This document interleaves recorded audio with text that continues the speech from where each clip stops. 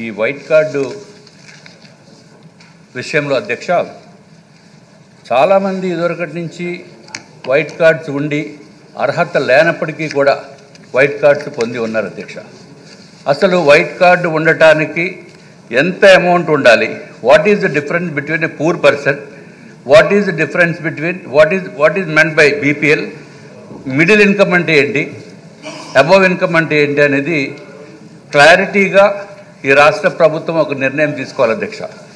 White కార్డ్స్లో పెళ్లి చేసుకుని వేరే రాష్ట్రాలకి వెళ్ళి లేకపోతే వేరే చోట నుంచి ఈ రాష్ట్రానికి వచ్చినప్పుడు వాళ్ళకి కార్డులో కొత్తగా జంటకి యాడ్ చేసే అవకాశం లేదు అధ్యక్ష.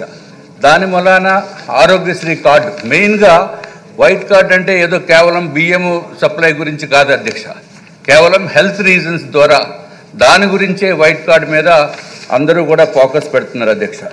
అట్లాగే చాలామంది భర్తలు చనిపోయిన తర్వాత వాళ్ళకి పెన్షన్ రావాలన్నా మళ్ళీ వైట్ కార్డు ఉండాలి.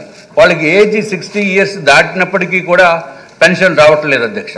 సో అన్నిటికీ కూడా కంప్లీట్గా ప్రతి దానికి కూడా వైట్ కార్డ్ అనేది ఒక మ్యాండేటరీ కింద ప్రజలు భావిస్తున్నారు. కానీ ఈ వైట్ కార్డ్స్ చాలా కాలం నుంచి స్ప్లిట్ కార్డ్స్ కూడా ఇవ్వటం లేదు అధ్యక్ష.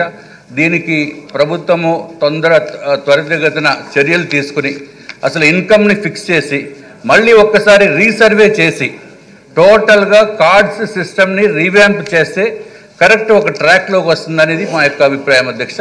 దయచేసి ప్రభుత్వాన్ని, మంత్రివర్యుల్ని